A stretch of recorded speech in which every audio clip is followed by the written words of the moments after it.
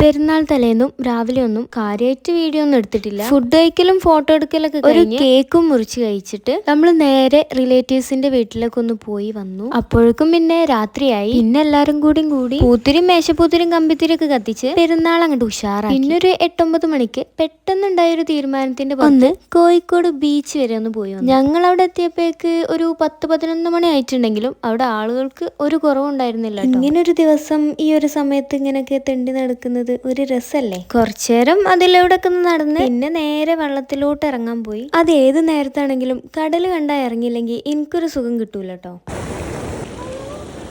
അങ്ങനെ കുറച്ചേരത്തെ കളിക്ക് ശേഷം ഞങ്ങൾ നേരെ ചായ കുടിക്കാൻ പോയി. അങ്ങനെ ചായയും കുറച്ച് കടികളൊക്കെ കഴിച്ച് അവിടെ ഒരു കുതിരനെ കണ്ടപ്പോൾ ഐസൂന് അതിനെ കാണിച്ചു കൊടുക്കാനൊന്ന് കൊണ്ടുപോയി. പിന്നെ കുറച്ച് ഉപ്പിലിട്ടൊക്കെ കഴിച്ച് വീട്ടിലെത്തിയപ്പോഴേക്ക് നേരെ 3 മണിയായി. അപ്പോൾ എല്ലാവരുടെയും പെരുന്നാൾ വിശേഷങ്ങളൊക്കെ കമന്റ് ചെയ്യണേ. ഞങ്ങളുടെ പെരുന്നാൾ ഇങ്ങനെയൊക്കെ ആയിരുന്നു. അപ്പോൾ ഇന്ന് ഇത്രയേ ഉള്ളൂ. ബൈ.